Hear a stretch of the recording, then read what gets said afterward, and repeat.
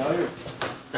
Thank you, Russell. Well, I really appreciate the opportunity twice to be able to put you to sleep this morning. So, no, as Dr. Tronstad said, I was a colleague of his for about 15 years. I worked in the extension system, and I think all of you are familiar with extension. But you know, the really cool thing about extension is you take all the stuff that smart people like Russ at the university generate, and then Russ is also in the business not only generating that really good, useful information, but making it useful to people. And so that's why you're here, and hopefully you get something out of this morning. And so I've got some slides, and some of them will be the first time I've seen them too, so we may follow along a little bit too.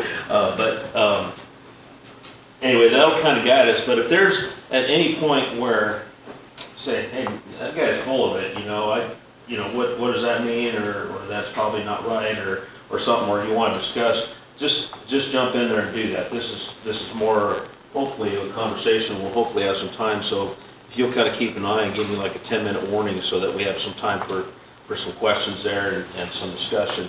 So when I put together these two different talks, so one was kind of more small animal production stuff, and so that's going to didn't really put a whole lot. I mean, there's some stuff in there as far as actual production stuff of it, but a lot of it is kind of some other things to think about as far as making it a business or making it sustainable, because I think that's probably the biggest challenge that we have. There's a lot of really good resources on, how to raise quail or rabbits or turkeys or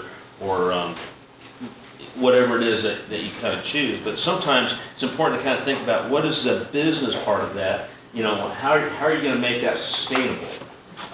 And that's kind of been a buzzword in the agriculture community, is sustainability, for probably the last 20 years. Russ, wouldn't you say? I mean, there's sustainability efforts and so forth. And so that definition really can kind of change and mean a lot of different things. But when we think about sustainability, we think about three different aspects. We think about, number one, it's a three-legged stool, and all three have to kind of work together. So the first thing is that it has to be environmentally sustainable. So what you're doing, you cannot destroy or degrade or do damage to your resources, right? You got to either at least maintain them or improve them as you go through. Those of you that, a lot of you are farming right now, right? And so that with your soil health and, those things, you've got to continue to improve that in order to be able to have a crop next year. You can't just go in there and wipe it out. So that environmental part is pretty important. The economic part is very important because, again, how many of you are depending solely on your small farm to make a living? It's not a lot of hands that go up, but it'd be nice to have that be a bigger part of that, or make that economically make sense. Animals can sometimes help that a lot, and sometimes take away from that a lot. So, and we'll talk about that a little bit. And then the third pillar, and something that we don't talk about a lot, is the social aspect of what we do. What we do has to be socially, acceptable, and there's more and more consumers, and that's, I think, why a lot of you are here or are in this business, is because the consumers are demanding different things from you. They want to know how that food was raised. They want to know how that pork was produced. They want to know where those eggs came from. What did those chickens eat? It's just, whatever those different labels are. So anyway, those are kind of some of my preface comments. So again, in this particular talk, we'll kind of talk a little bit about why you maybe consider adding small farms to your operation. And then we'll focus on sheep and goats in this particular one, and maybe go through a little bit of poultry stuff. The second talk, we'll talk a little more about the beef side, so we'll have some more of the beef stuff for you. And then the other thing I think that we overlook too is a lot of times these are family operations, or at least we have close friends, and the safety aspect of what we do, especially with larger animals. And so we'll talk a little bit of the safety stuff, because I think that's pretty important. So why in the world would you even consider having animals? Diversification is probably the biggest one. And that can be diversification of just what the farm looks like and what you're doing, and maybe diversification of just your interest. But I know for me, I've as Russ mentioned, run a small ranch in southern Arizona, right on the border. If you ask a real rancher how many cows they have, what do they tell you? They don't answer that, right? Because that's kind of like asking how much is in your bank account, or because that's a measure of what your income is, right? So if you have 200 cows, that you basically figure out pretty quick that there's and so a lot of like real ranchers don't want to tell you that, but the number in Arizona I think is about 500 cows to support a family on a standard commercial cow-calf ranch. Is that about right, Russ? I think. Depends on the people. Right. It depends on how you want to live too, right? It depends on what your debt service. There's a lot of factors in there, but about 500 cows is about, for just a commercial standard deal, to make a complete living for a family is about the number that we figure. So I'm a lot less than that. I'm about 250 cows, and I've built that up a little bit. So I've had to figure out how to be more diverse in those cows to make that work. And so part of that is, I wonder if I've been doing that, or anyway. So part of that is what I'm doing today. Is Dr. Russ invited me here to speak, is diversifying my income so I can support my cow habit. But the other part of that too is just the pure enjoyment. So you guys are talking about getting in the cow business. You got to do that because you enjoy being around cows and being around livestock and stuff. And so I think that's an important part of it that we can't overlook. Integrate management of crops. So if you have other crops or waste products from those other parts of your farm that you can incorporate into your livestock operation, I think those are some kind of key things. So I couldn't get rid of all of my good extension habits, and so one of our big extension habits is pleasures. Using other sources. And so Colorado State University had a NIFA grant that put together a really, really nice presentation. So I stole and modified some of their slides. So I want to give them credit for doing most of the work. But I think when we think about sheep and goats in particular, or small ruminants, I think there's some kind of unique marketing opportunities. Any of you raise sheep or goats right now? What's the market like on sheep and goats? Ours are for dairies. Okay. Yeah, so like the meat, sheep and goats right now is crazy. It is nuts. There's, slaughter lambs and goats are $200 to $300 right now, which is a lot. So we'll talk about the economics a little bit, but there's some pretty cool marketing opportunities. So on the dairy side, you got some really kind of neat local marketing things that you can do with that. But things you need to consider before you just jump in and go buy, semi-truckload of goats or sheep are these things. So what are those marketing opportunities? What are those? You have to identify what those are. You have a responsibility for environmental stewardship, especially with animals. Now you have another waste product, you have manure that you need to think about. So that can be either, affecting groundwater, can be affecting air quality, can be affecting, pest management. There's a lot of things there that, again, just under consideration. What are your production practices? What do you have available to you? And what you want to do there. Safety, again, I'm a big harbinger on safety. I think that we need to make sure that we're being safe around these animals and that we're providing them a safe environment. And then what are the licensing and zoning restriction stuff that you may have to deal with. So if we think about marketing, I told you that consumers are interested in how livestock are raised, handled, and processed. That's driving a lot of the market in meat. I know in beef quality assurance, they do what they call a beef quality audit. And those started out in the 80s or 90s, and they were focusing on things like quality of meat, how much fat there is, and all that stuff. Currently, the number one concern is how those animals are raised and if they're treated humanely. So it's gone away from some of the production aspects and gone more toward the aspects of social stuff. So again, that creates some opportunities for you on a smaller scale to do stuff. There's certifications that can allow you to secure that premium. And so I can tell you that say my Anchor F beef that I sell you is humanely raised or grass-fed or natural, or I can tell you all of those things, but unless there's a certification process of some sort, a third-party verification of that, I can't guarantee you that. You have to take my word for it. So these certification programs are important. But if you think about a lot of these certification programs, a lot of these opportunities, they're things that you're already doing. And so you can take advantage of what you're already doing and hopefully market and capture some value.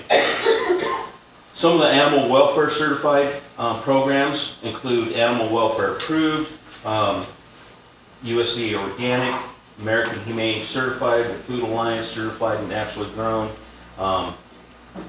Anyway, these are all different certification programs that would be available to you if you meet certain requirements. And I know and we'll talk a little bit as far as when we get into the labeling part of that, but some of that are qualifications that you put on you, that if like for natural beef, for example, if you're doing natural beef, there are certain practices that there's a minimum standard, but there can be additional practices that you put on there, and so forth. So, again, thinking about the overall picture, though, you have to think about what are your costs versus what are the benefits that you're getting out of it. And so you can look at these different programs, and there's probably, you guys have on extension a resource of like third-party verifiers or someplace to find those. Like if you want to become certified organic, there's a list of certifying agencies that can help you with that. Yeah, I don't have that list here. Yeah. Right. We can get it though. Yeah. So anyway, that stuff, you can use your Google machine and find that, but anyway. So, some of the different things that would be considerations, especially in sheep and goat, do they have outdoor access? What if they're indoor, if they're in confinement? Now again, in Arizona, that's not typically, a thing, but, if you think about like the Midwest or upper Midwest, where those animals are in confinement, especially during winter, what are your air quality and ammonia levels there? Is there a minimum bedded, floor space per animal? What are the practices? Do you castrate? Do you castrate by knife or do you use a band? Tail docking on sheep, dehorning, ear marking. What is the transport time to harvest? Those different type of things are things that would be considered under those different certification programs. So again, if you have an opportunity to be involved in a certification program, and I urge you to look at them and at least study them, because they're a way, again, for a third party to capture that value. Make sure that their program goals align with what yours are. So if in beef, for example, grass-fed versus conventional, grain-fed, if your values don't align with the grass-fed or conventional, make sure that you're choosing one that's appropriate for you. Understand the certification process and what animals will be covered. So again, in a lot of our natural programs, they're antibiotic-free.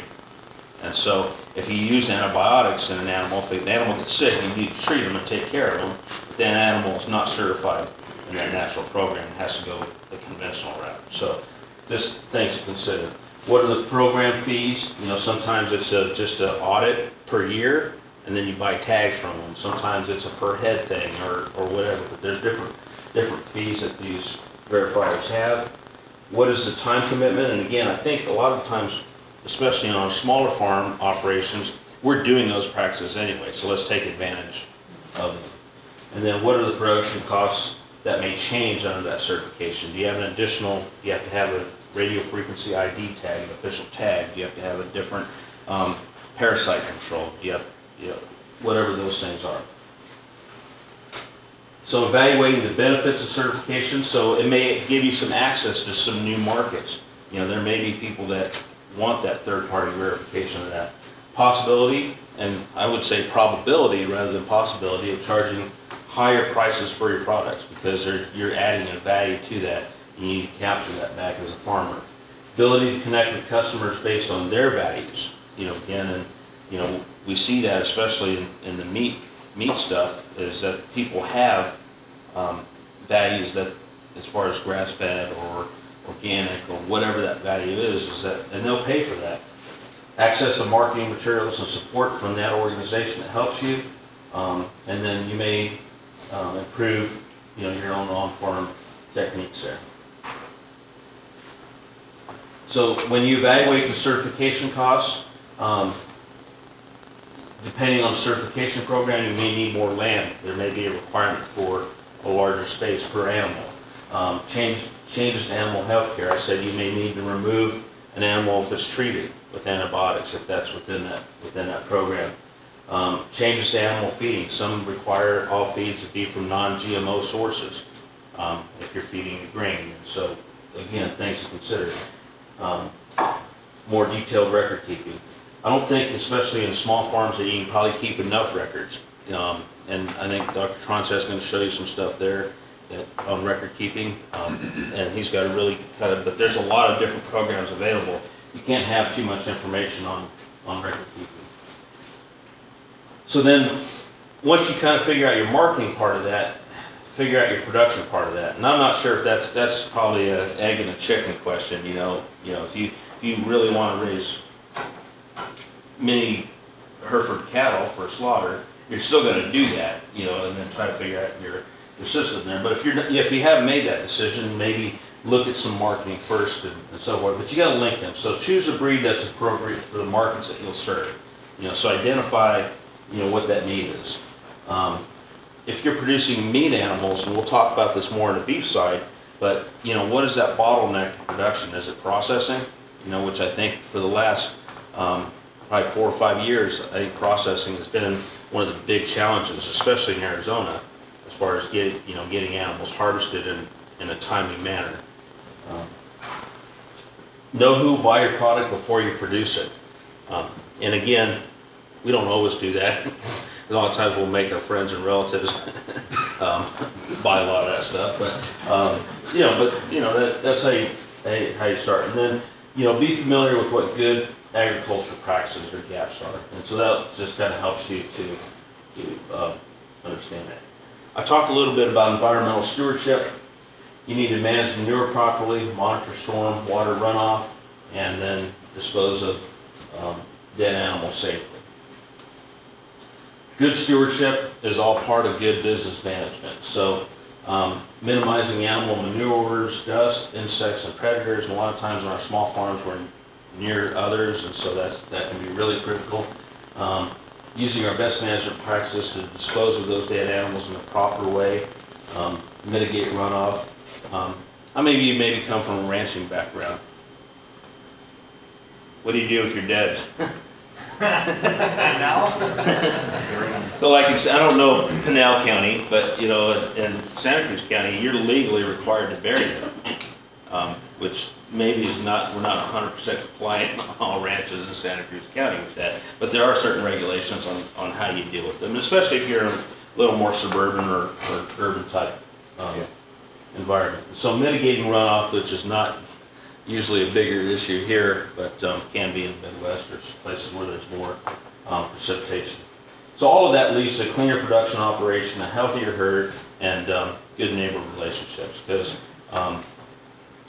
what has probably changed in the last, I must say, 10 to 15 years there's a lot of stuff that's changed, but what's one of the biggest things that's changed in livestock production and agriculture and small farms is the internet, social media, right? So I can go and look and see what Mr. Leon's doing, see what he's doing on his Twitter, Snap, or Bookface, or whatever, and our business pages, and all that stuff. And so there's a lot more of that stuff out there. And do people like to put good stuff up there?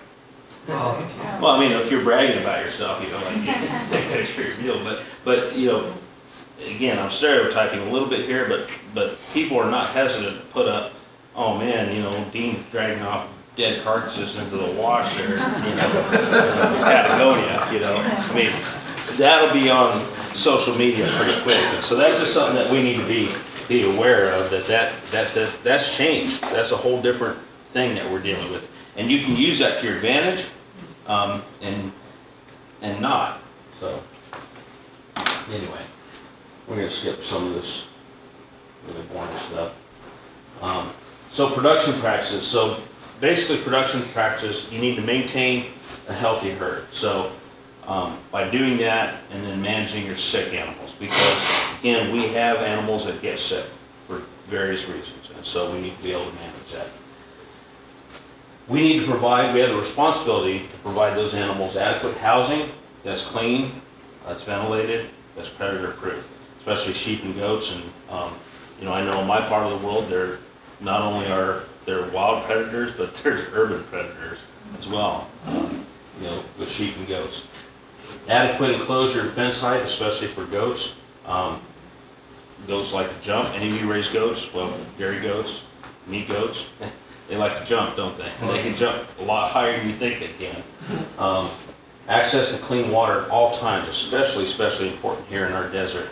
How long can an animal go without water in, say, the heat of the summer? Like couple of 3 days. Maybe in the winter, you know, a mature cow that, you know, is consuming 40 gallons, but in summer, them cows are probably drinking every day and a half. You know, smaller animals don't have a lot of that reservoir, so it's even shorter than that on some of your goats and sheep, at least the stuff that I've seen. So make sure that we have good clean water at all times. You know, and if you're feeding animals, especially in confinement, that clean water, I can't stress that enough. So if you are hungry and thirsty, and all you have to drink is dirty water, you're gonna consume what you need, but not a whole lot more. But if you're able to consume as much water as you want, that'll help increase your consumption. And so the more nutrients you take in, the better it is, right? You know, as far as for gain for an animal. Anyway, so nutritionally complete food that's appropriate for the species. You know, sheep and goats are ruminants. You know, versus pigs are monogastrics, so you have a different diet requirement. So make sure that those are adequate. One of the big gaps that we have in our livestock production is our mineral program, minerals and vitamins. And so if they're just on a hay diet, sometimes we're, you know, a mineral supplement. And most of your natural organic programs will allow you to feed a mineral program, just again for animal health. That it's out of ordinary, right? And so being observant and kind of paying attention to those things is pretty important.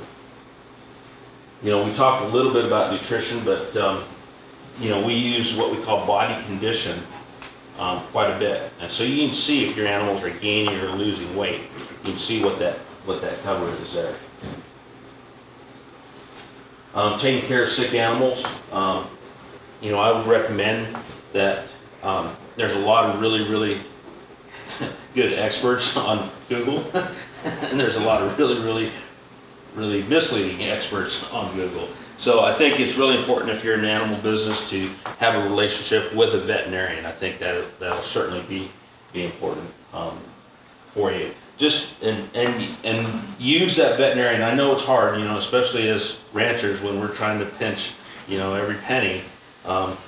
You know, but use that veterinarian sometimes when we can take care of ourselves. You know, like I have my veterinarian come out and calf foot vaccinate all of my heifers. You know, which I probably don't need to do, but it keeps that good relationship so that when I do have an emergency, they're more likely to at least understand what my herd is doing and have a relationship with that herd. So again, and I think we're getting a lot, I don't know about this part of the world, I know in southern Arizona we're getting quite a few young veterinarians that are kind of coming back into the food animal practice, so there's kind of a new little wave of vets that are coming on, and I know that we had a shortage for a while, but I think that's kind of exciting to see them. Just making sure that we stay safe. We'll talk more about this with that next time I put you to sleep. So business licensing real quick. You need to make sure that, you know, whether you're selling milk or meat, that you have the appropriate licenses, and it depends on where you plan to sell your product. Sometimes you do need a business license in your local area to do business. And then, and you'll know better on milk sales, but you can sell raw milk in Arizona with, under the Arizona Department of Agriculture certification. Is that correct? Correct in saying that.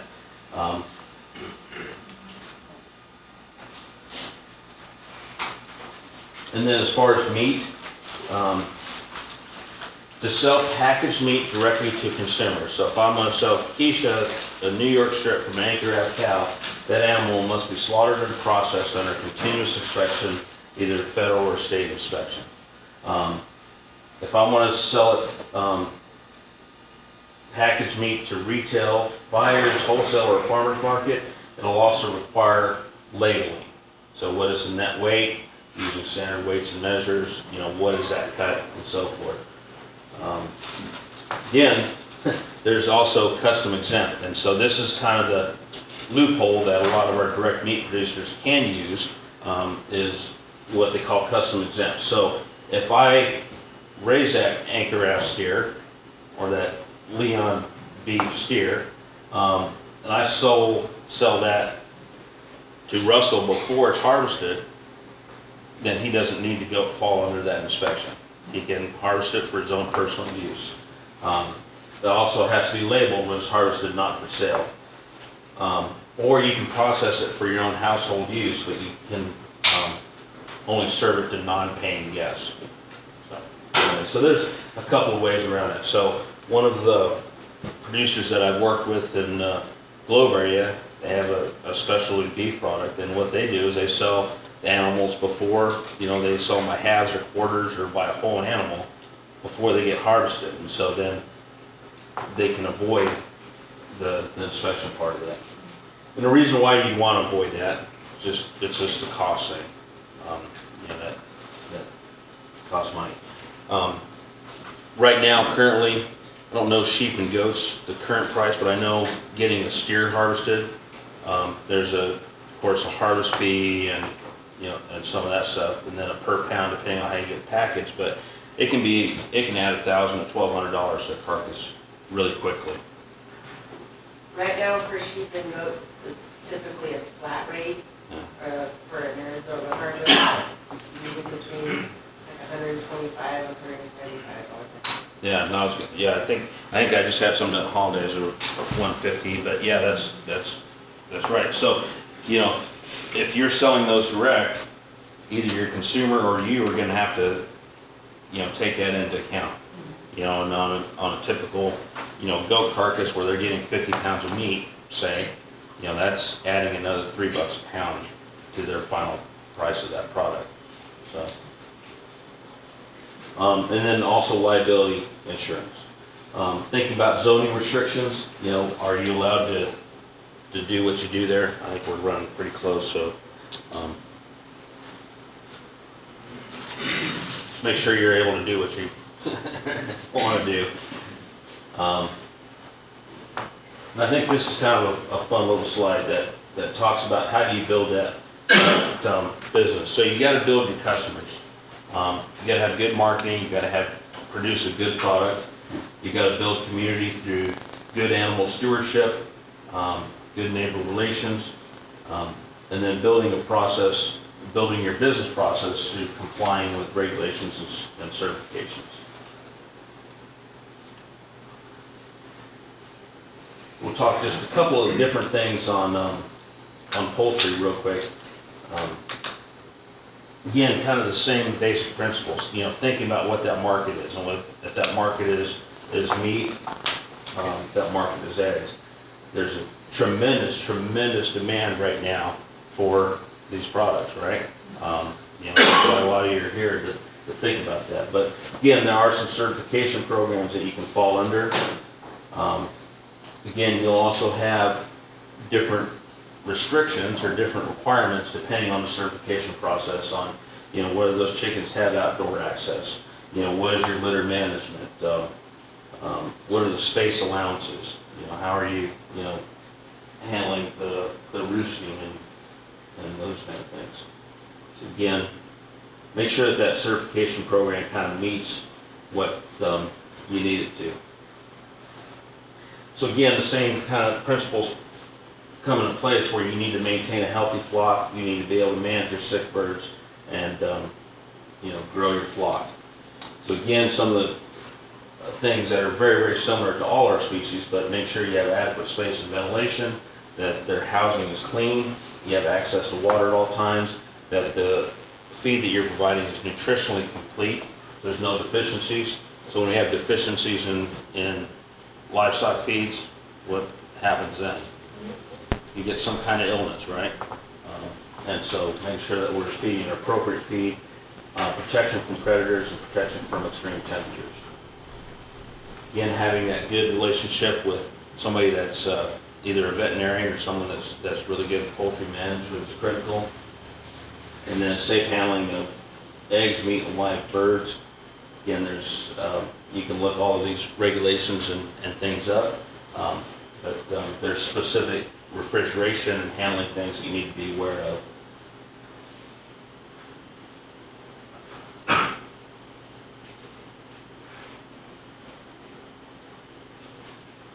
So kind of an interesting thing that flocks under 3,000 laying hens are exempt, USDA grade exempt, and fall under state law.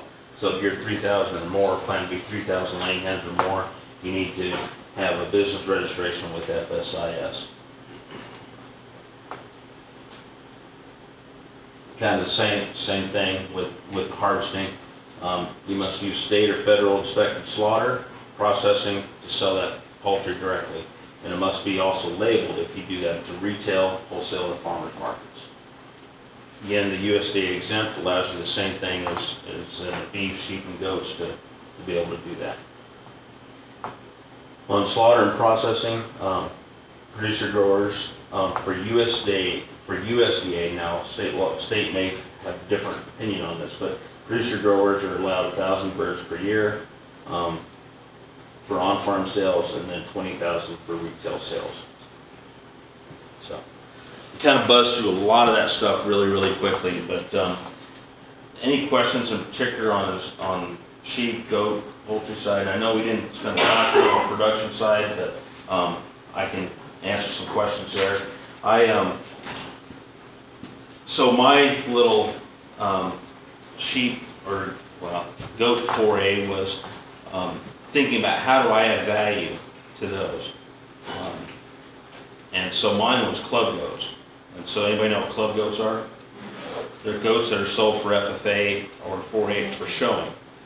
You know, because so the thing that I thought was really cool about goats is, so I raise cattle.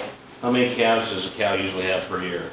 One. If you're lucky, one, and hopefully she does that once a year, right? So goats, on average, had twins.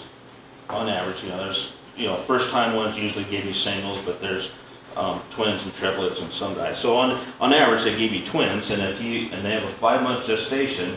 So theoretically, within 3 or 2 years, you can get 3 crops.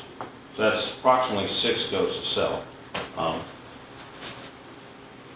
At that time, so show goats, how much a show goat's worth right now, like the little wethers. I mean, it depends on how good of quality you want to get. Right. It can be stupid, like $1,200 for Right. a little, but I don't know.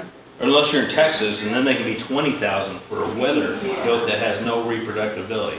But the Arizona market for a show goat is $350 to about $750 is your typical ones. I sold some as high, I don't know why, I would have been embarrassed to price them, but I sold some as high as $1,500 to $1,800 because it was an auction environment and 2 people really wanted that one goat and they thought it was pretty special. But even if you figure, say an average of 400 and you're selling 6 of them every 2 years, really hard for a cow to compete with that if you can establish that market. But there was also a lot of expense that went into getting the right genetics, doing the marketing and the promotion, and it was a lot of work. So anyway, so there was just some different kind of trade-offs and stuff, but trying to identify a niche market, like whether that's direct meat, whether that's dairy, whatever that is pretty important. Yes, sir. Okay, goats, they've been talking about them a lot recently, and kind of emphasizing that they're growing in popularity. Why is this? Is this like a bubble? What's going on right now? Why are goats suddenly, is it just because they're easier compared to a lot of stuff, or? Yeah, so the question was, why are goats gaining in popularity?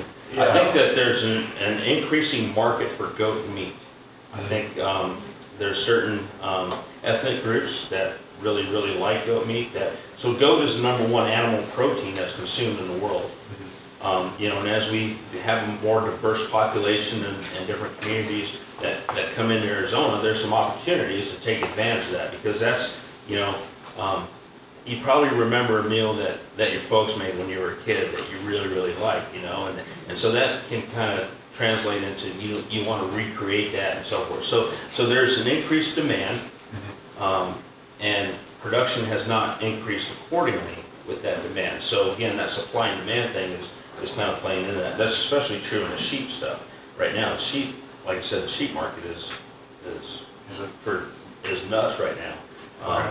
I mean, and I don't know if that's temporary, that's long-term, medium-term, but I think it's going to continue to be good. The advantage, and again, I'm going to stereotype a little bit here, but the facts will probably play this out. But goats are hardier than sheep. And I know if any of you are really big sheep fans here, I apologize, but goats are really tough. I mean, they grew up in a lot of pretty temperate environments where they've had to deal with heat stress, with nutritional limitations, and the ones that have survived through that evolution process or that breeding process, they're going to be pretty tough. And so I think goats are a lot tougher and more resilient than sheep, especially nutritionally. And I think part of that too is sheep are I'm not going to say more of a prey animal, but prey animals by nature, they try to disguise or hide when they're sick. And so I think a lot of times when people say that sheep are just born looking for a place to die, that's not true. It's just that they hide it better. And they try to act normal until they get really sick and then die. And so you don't notice it. And so I think there's a couple things. The hardiness of them, I think they're easier to raise nutritionally. You can feed them a little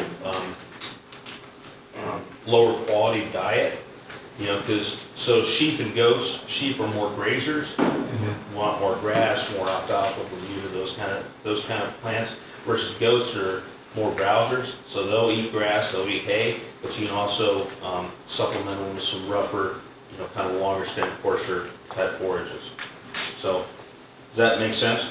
That kind of answer your question? Yeah, I'm trying to get a sense of it. I have out in the kind of Starrita area. I got 5 acres, so I'm trying to figure out what I can do with a smaller piece of land as I learn about it before I go in and buy, a bigger thing. And cows seem like that's kind of harder on that space. Those seem really reasonable. Sheep, I have no idea. Yeah, I think the goat thing is would be a good place to start out with, because again, they're easier to raise than sheep to start out with. I think you'll enjoy them. I like their personalities. They're really smart animals to hang out with. Your biggest challenge will be predator control. So making sure that you have an adequate fence that'll keep dogs and coyotes and those kind of things out. Mountain lions, yeah. So that's going to be your biggest challenge. But goats would be a really good choice in your situation to kind of start out, and then maybe branch off and feed a steer too while you're there. But 5 acres, you're definitely going to have to supplement and provide the majority of their calories. But good choice. You had a question back or I comment? think it also comes back to what you're talking about with sustainability. The feed to meat ratio is a little bit lower than cattle is also right now, and just having access to land is really hard for people who are just starting out, and I think that helps people want to grow more smaller animals. It's also a zoning thing. Nigerians classify it as a pet. So even in areas that are super urban like Mesa, you can own 2 of them per household. And while they are bred for dairy, they're multi-purpose if you really want it. So a lot of people are liking that aspect of goat. And check your local, and again, we just did that pretty boring, plus I didn't know much about it anyway, but the zoning stuff is really important, but there's sometimes a lot of exemptions for you know, that are becoming more acceptable for small farms and things like that. I know that some of our municipalities have made exemptions for animals for 4-H and FFA members, you know, so just join 4-H late. In the super senior division, Ben. Hang on. But that's a really good point. But yeah, small ruminants are really fun.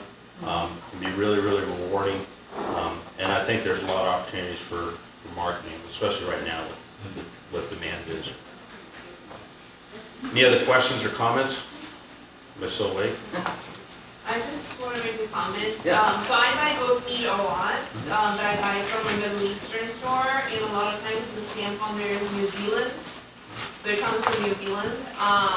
So I think that the supply chain from the COVID and everything, the reason the prices may be going up is because there's a shortage, you know, of imports. So just wanted to comment on that. Yeah, our processing capability has really limited, you know, all of our protein, our animal protein products.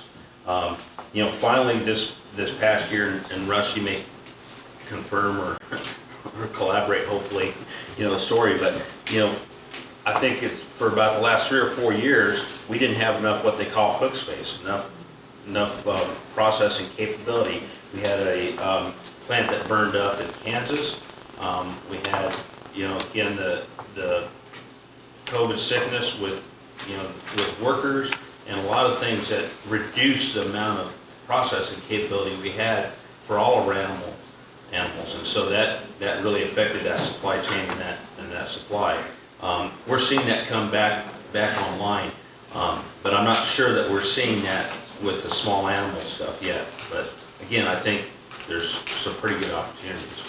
So, and USDA just came out with some funding to support small processing facilities, so to develop and get more of those out there.